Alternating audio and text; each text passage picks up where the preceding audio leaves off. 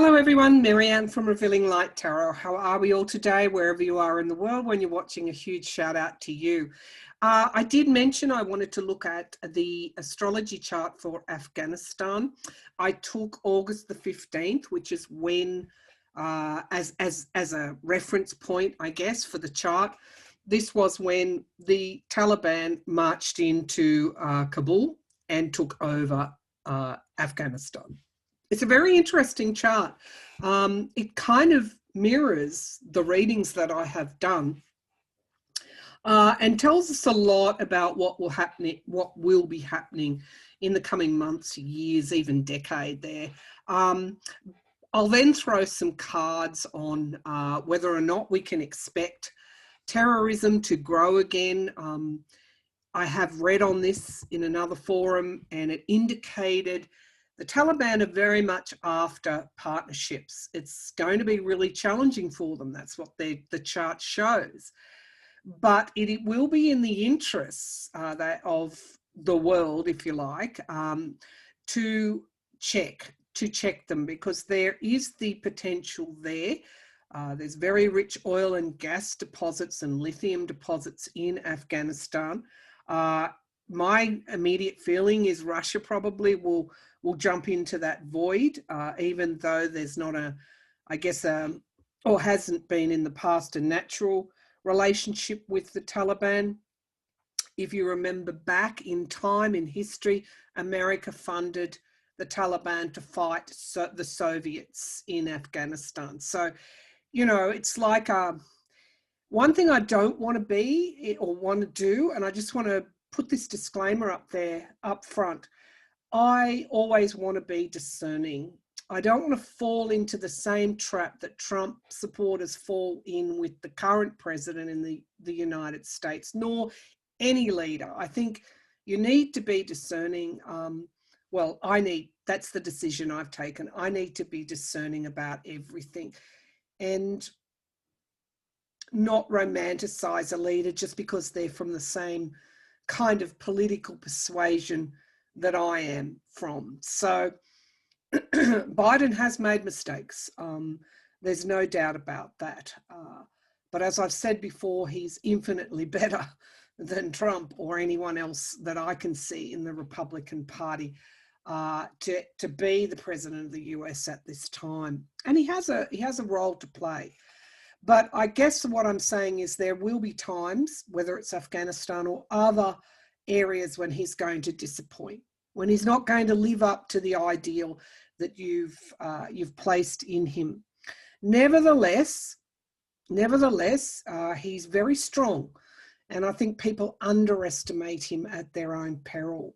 I think he has a plan, and he moves very stealthily toward it. And that's why I feel that in the longer term, he's not going to be politically hampered by the way he left Afghanistan. So let's have a look at the chart, and we'll get started with that. Very interesting chart, I might add. Now, you don't have to follow astrology to follow along with these readings. I'll pull cards. And I won't labor the astrology, because I know some of you know about astrology, some of you are very interested bystanders, and others, think, I don't understand any of that. You don't really have to. It's I always do what I call intuitive astrology. So what I bring forward in much the same way as I do in all my readings, my clairvoyance, my clairaudience, all of those clairs, another astrologer might have something really different to say. But here we are. This is my reading on Afghanistan. Well, straight away, no, that's not COVID, that's just asthma. And I'm okay. I've had double vaccination, so all is well here in this household, touch wood.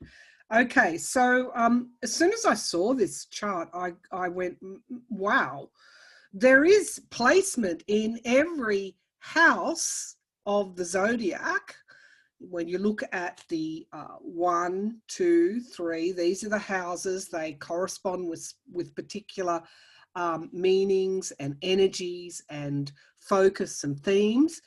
There's nothing in the 7th house, which in this case is jointly ruled here by Leo and Cancer. Now, the 7th house is the house of partnerships. So, and it's the one that they've got to learn the most about, because its polar opposite is Pluto in Capricorn. So in a way, this iteration of the Taliban is regressive, even though they might paint themselves as being, you know, forward thinking and a different Taliban. They're not. And they're going to find it very difficult to find what I would call sincere partnerships. People are wary of them. The Western world is wary of them. I would say Russia is even wary of them. China is wary of them, and well, they should be. The really interesting aspect of this chart is what's in the 8th house, where the sun is, which is their dominant energy, and it's in Leo. And Leo is a dominant, it's one that has, Leo is a sign that has really, when it's negatively posited, can be force of will. Now, the 8th house is all about death and rebirth. It's all about endings and beginnings. So the fact that, and also, Leo is about sustained effort and also a fierce will. Think of the lion. Leo corresponds with the archetype of the lion. Fierce roar as well. So ending, new beginnings, death and rebirth, 8th house. I guess I would like, if I were to form a nation, I would probably like it in another, I'd like that timeline to be in another house other than the death house, death and rebirth. There are lessons here for the Taliban, and also lessons for us as well. The sun in Leo, how they're going to express themselves. Well, yes, a fierce will. Yes, dominant. Yes, sustained effort. What one, if you want to call it the forever war, which is a phrase that's being bandied about, the Taliban had that sustained effort over 20 years, but they do want to achieve greatness, and that's what motivates them. They will, with that Leo, sun in Leo, expect total loyalty. And again, when it's negatively posited, if they don't get that, resentment can build if they don't get their way. And then they start to throw their weight around. So that is a little bit of a worry. Right here in the 8th house is also Mercury and Mars in Virgo. Again, aggressively doing the work. Mercury, they will expect those within Afghanistan to show loyalty to them, to work with them, work for them. And they are prepared with that Mars in Virgo to be overbearing to get that result.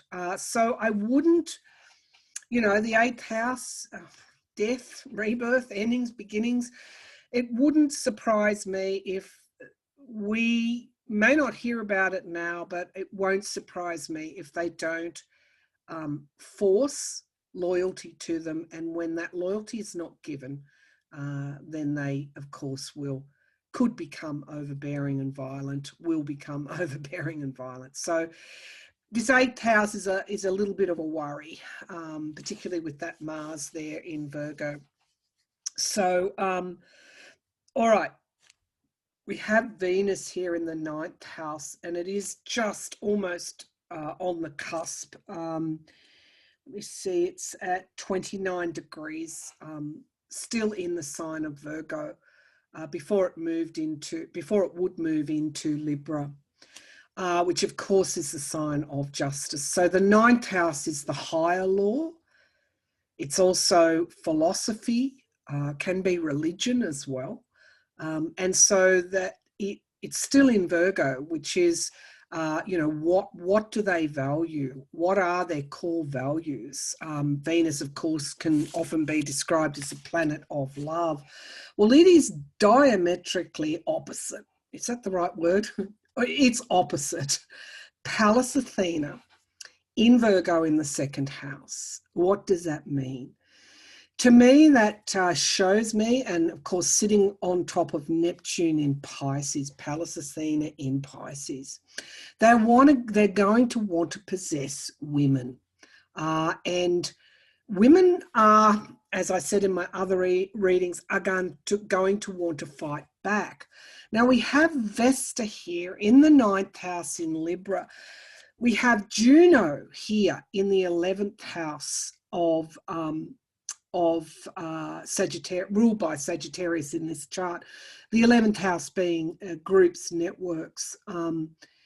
And so these goddesses, Vesta, Pallas Athena, and Juno, present us with a picture of what might likely happen to women in Afghanistan. And to be honest, this is really what, you know, triggered me. And I have to say, Vesta is the home.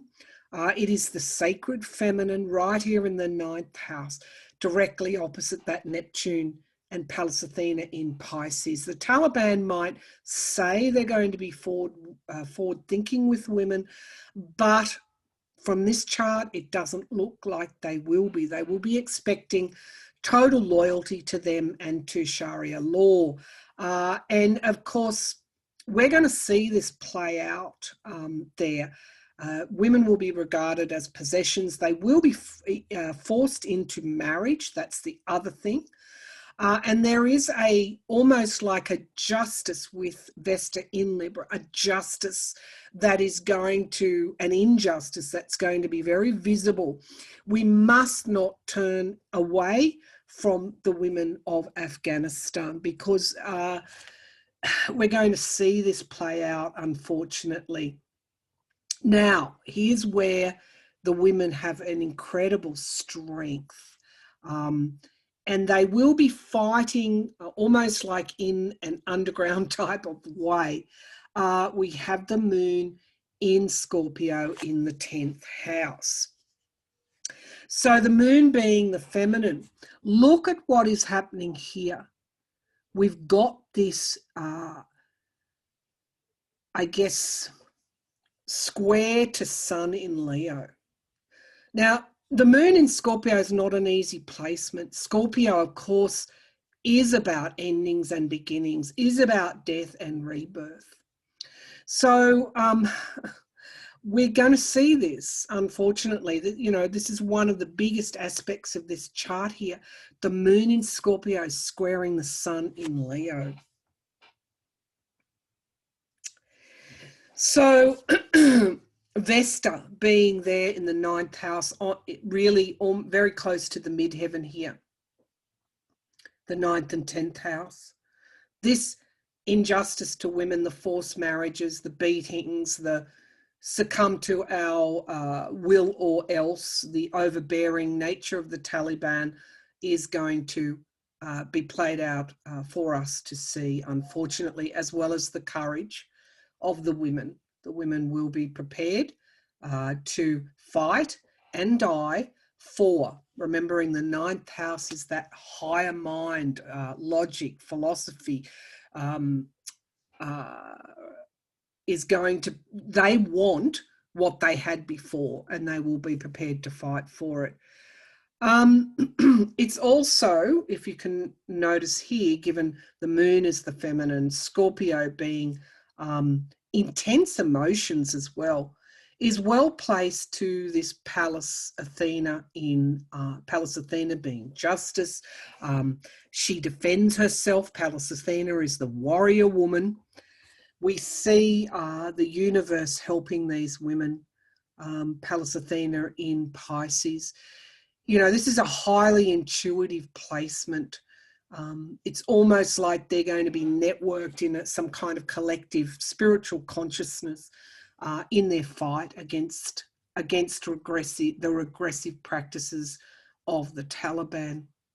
And in a way, this is why people aren't going to partner with them, even though the Taliban are saying that they will treat women well. They're in fact not going to. And so the Taliban are going to find an uphill battle as a result of literally who they are. So the first house, Pluto in Capricorn, again, I thought about the rise of terrorism. Pluto in Capricorn in the first house is the identity that this current iteration of Afghanistan takes on. Pluto being the underworld, what is hidden.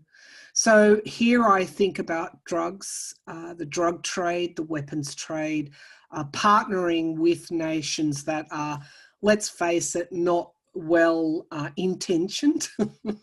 And they will do it in a way that we probably won't see. And so this is a worry here. However, we've got Saturn here also in the first house of Aquarius. So, and of course it is squaring Uranus in Taurus in the fourth house of women. So again, what the world does in Afghanistan, how we manage all of this going forward will be extremely important. We have to do that work. Yes, it's no longer boots on ground, but we still have to do that work. Because otherwise things could come out of left field and impact on us all. So Jupiter in the second house, again in Aquarius, and it is opposite all of these eighth house placements. So it is going to be, again, Jupiter being, expansive. We're going to see, again, with that help from the universe, we're going to see what is going on here in Afghanistan. The Taliban are not going to be able to hide it. So Chiron in Aries in the third house of communication, their identity struggles, just excuse me while I get my PowerPoint. Sorry about that, but these readings aren't scripted, so I don't have a production crew here helping me out. Chiron in Aries in the third house, the Taliban's identity struggles, their wounds, the wounded healer, Chiron is the word, wounded healer, is going to be obvious to us. What goes on there will not be as clandestine as it was 20 years ago. We're actually going to see all of this play out. So unless they, is it a hopeless thing? Is it a hopeless chart? I think this current iteration of Afghanistan is tumultuous, but it's also one with Uranus here in Taurus in the fourth house of women and the divine feminine. And we've got these squares here to the sun in Leo, the lion, the overbearing, the masculine. Anything can and will happen. And I think the Taliban should underestimate the women of Afghanistan and the men who support them at their peril. This is a chart in flux. This is a chart in flux, as is Afghanistan, as has Afghanistan been. So what we in the Western world have to watch is Afghanistan becoming almost a bit like Saudi Arabia.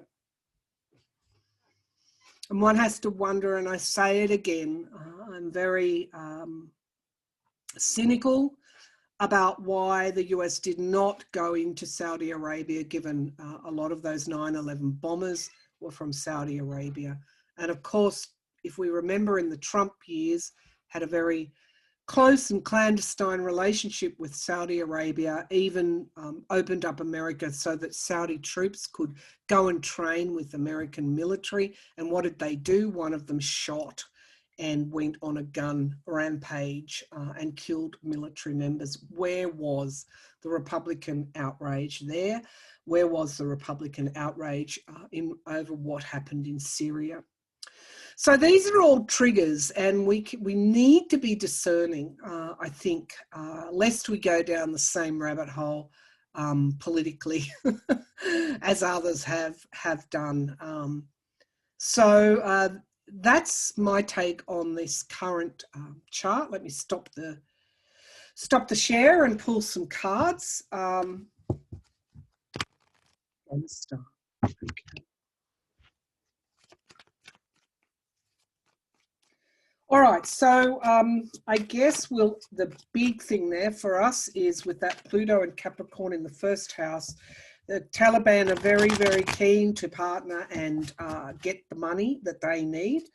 They don't just want to rule Afghanistan, they want to become great. That's in there, in that Sun in Leo chart, Sun in Leo in that 8th house. And to do that, they need to have money. And of course, that is the stick that the US has over them. They've frozen funds.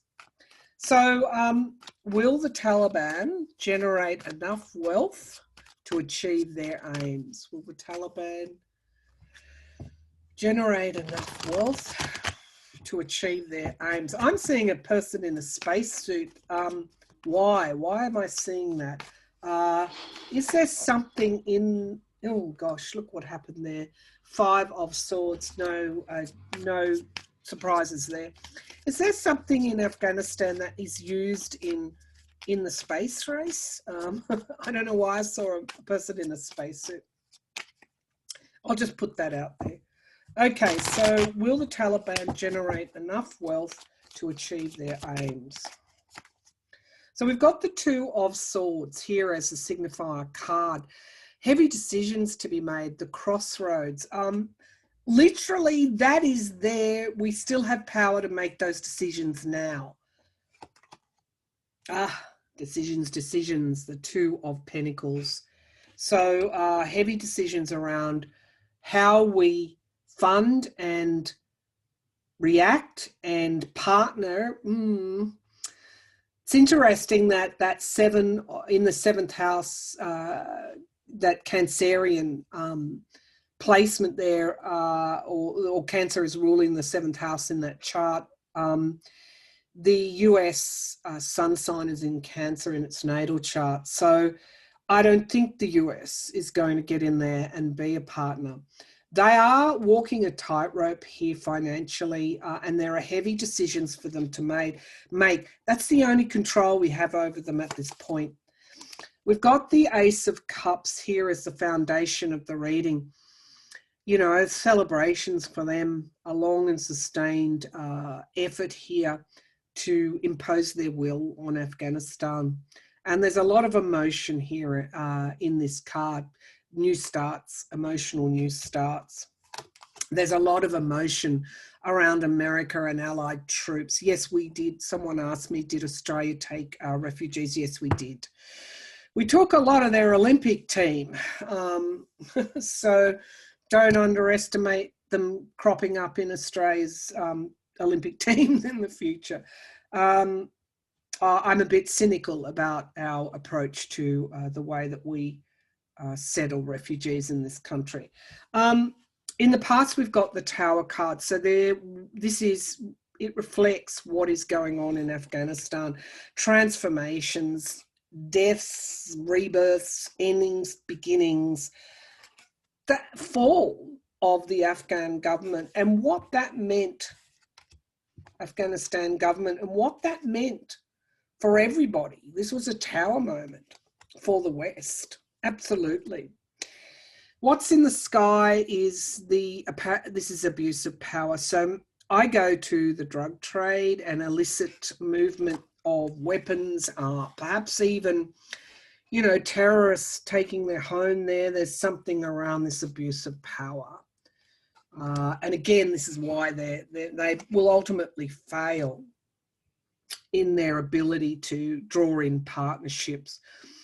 This is drugs, the drug trade. I think in the, perhaps in the trade in women as well, illicit type of activities that they are going to turn to fairly quickly, what we would consider criminal activity. They're going to turn to that if the West doesn't free up those funds. I'm using my golden tarot. Right now we've got the quick speed of things. They need money, and they need money desperately. Why? So that they can have their new start. In the hopes and fears, we have the Magician card, being able to manifest. And this is a good placement for that. You know, we are, worried about the way that they're going to do things in relation to money and the obtaining of money. But it's also the hope. Without that, of course, Afghanistan is a huge humanitarian crisis on the board, very close to the European Union. And this is why the West is worried about that. But we've got NATO forces stationed very close to Afghanistan. So we've got, they are going to be able to generate or to kickstart or to operate an economy, but I'm just feeling in the shorter term it's going to be through illicit type means. We've got the celebratory card here. This is women as well. So again, pointing to the truth around women emerging as Afghanistan goes forward, but also being supported, betrayal, loss, but also being supported by countries that have a vested interest in Afghanistan. So on the one hand, they're not going to get partnerships. If the partnerships that they do get will be pretty, what's the word? Nobody's going in there for the love of the Taliban. They're going in there for what is in the ground. So we've got the Three of Wands here, ships, waiting for ships to come in. I do feel some of these deals, let's just call them deals, have already been done. Okay, so let's take a look at who is there communicating with the Taliban, China and Russia, Turkey. Will Russia do deals? And this is where I go to the Trump years. And I wonder also about whether or not deals were done generally with Afghanistan and Russia. Okay, so Russia, okay, lots of oil and gas in Afghanistan. So is Russia dealing with the Taliban? Is Russia dealing with the Taliban? None of this is good. Okay, so we've got the Seven of Cups. Why am I not surprised there? We had in that chart Neptune in Pisces in the second house. Illusion, delusion, things not being clear. And we've got the Six of Swords, moving out of troubled waters, which is in the challenge position. Six of Swords, relocation, moving on. This is, to me, the refugee crisis as well. But yeah, this is Neptune in Pisces, in that second house of possessions, but also in the chart that I looked at, but also smoke screens, things not being hidden to us, not being available to us, relocating, moving on. I don't think we know the half of it. And again, I'm being discerning. The Ten of Swords, complete and utter downfall, the ending of something. Was Russia involved in the ending of the US and Allied occupation of Afghanistan? Absolutely. The Knight of Pentacles, yeah, they funded. So they had funds going in there, you know, and look, let's be discerning and remember that America funded the Taliban against the Soviets. So, you know, abuse of power, Five of Swords, yeah, Russia's there. Russia's doing the deals.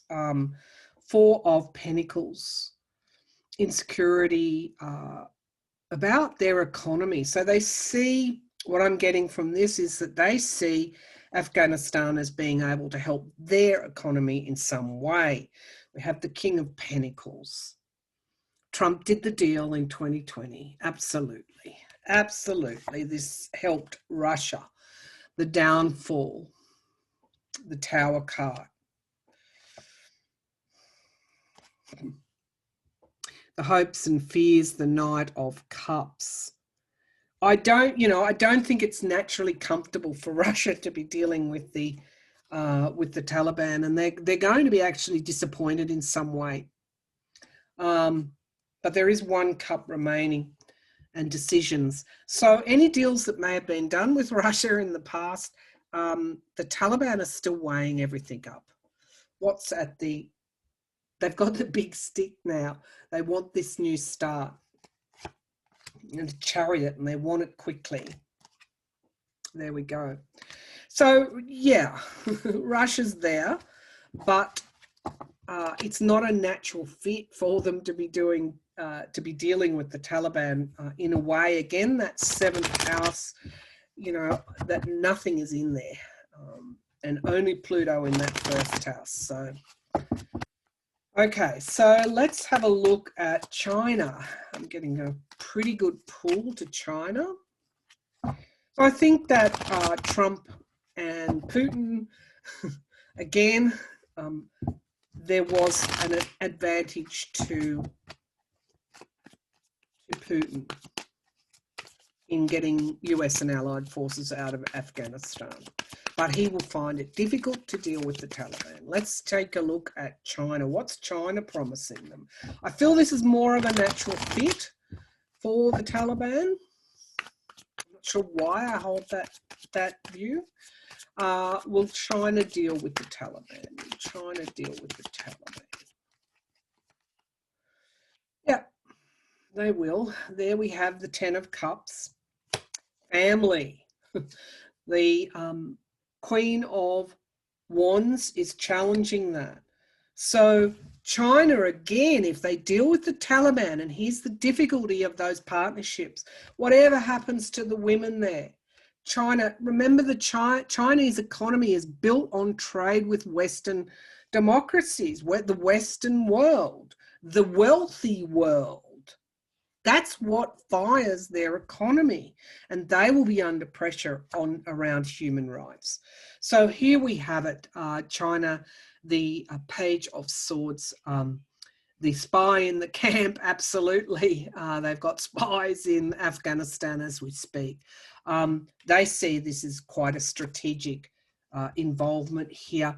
And yeah, they were involved in the past. China has a huge human rights abuse of power. If you haven't seen my analysis of China's astrology chart, please do. They have a plan that comes to fruition in time. Absolutely. They are probably, if the Taliban are going to deal with anyone, I think China's going to give them those deals. Now we have the Emperor card here. This will present a challenge for the US. Victory. Oh, yeah. I mean, here's Australia as well, you know, fighting with China. And US tensions with China are increasing. They had a hand. Now, that I would even go so far. They had a hand in the Taliban victory. So I'm getting more of a comfort around China, you know, the China-Taliban relationship than I ever have with Russia. Yep, absolutely. They had a hand in this. They've done the deals. This is the outcome card, Two of Cups. Absolutely, China will be in there.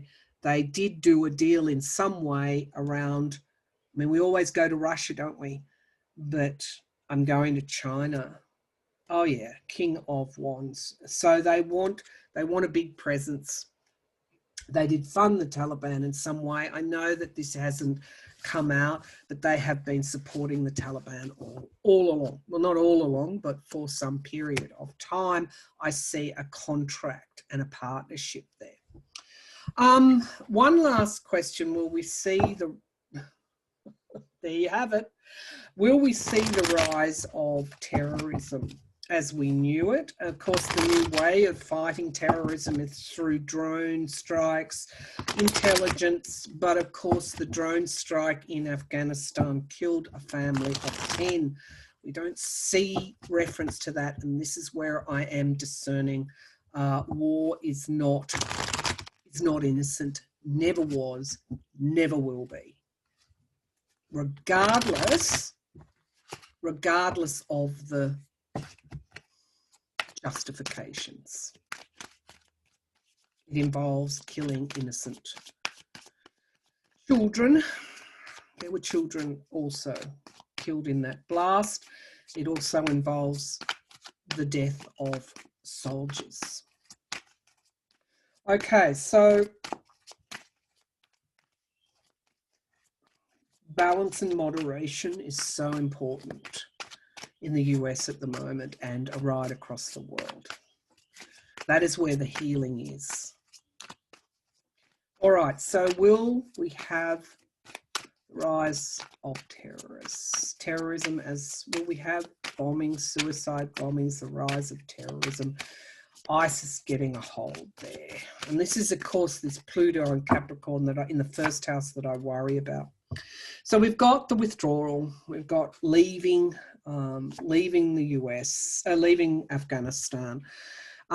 We've got the King of Swords, the truth, a strategy, a plan. So that there again is, this is a very, I guess, this is a player who was involved in that strategy to end this US occupation.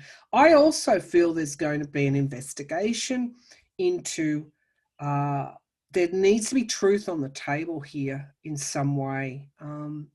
Around that withdrawal, there's going to be some kind of inquiry into that, into the retreat and how it was done. But this is a suicide bomber. What I'm getting in this reading is that there's going to be some kind of inquiry around how those soldiers, what happened there, the death of those soldiers, US soldiers. The Seven of Swords, yeah, lies and deceit. The IS, I think, has been a player there all the time. The Ten of Cups, this could even be who China is funding. The World card in the immediate future. There's a new beginning, unfortunately here, ending of one cycle, the beginning of something else. The Four of Wands, reunification, communities coming back together. And we have the Queen of Swords. You could even have female and male IS members here, because I've got both the Queen and the King turning up. The fear, I think the fear is that they will be funded. Who's funding them? And the outcome card, a lot of these same cards came up when I read on China. So the spy in the camp, you know, some, I don't necessarily read on other readers' predictions, but I do feel that there is that possibility. We've got the Star card here, healing. There is that possibility. Yeah, okay. Nine of Pentacles, they're being funded. There is a possibility that some IS sympathisers might be amongst those refugees that have been taken out, because I do feel that there is going to be this inquiry here, the speed of the evacuation. So spy in the camp, some kind of uncomfortable truth here. IS has a foothold now, and the big question will be who is funding them. Yeah, there's just going to be a lot of work to be done to contain this in the future. Nine of Wands, needing to put boundaries up, embattlement. This is Afghanistan itself. So we have here the Eight of Wands, and we've got the Wheel of Fortune. So their fortunes basically have been altered by the withdrawal of the troops. So this is something the world will have to contend with, and it's not going to be an easy passage forward. IS has always, didn't ever go away, has always been established and particularly harboured by Pakistan. So this will present challenges to India, to Europe, and also to America and allied nations who are always targeted by ISIS. So that's Afghanistan for you. That's where we are with all of this. There's, as I keep saying, a lot of work that we need to be doing to change the future. We are in a state of flux, and the world will be inherited by a new generation who not necessarily don't hold the same sorts of values that we do. And it may be a vastly different place, maybe even a better place as a result. We only had to look at the movement on TikTok by young people, which around one of those Trump rallies, which kind of defeated him very quickly and with minimal effort.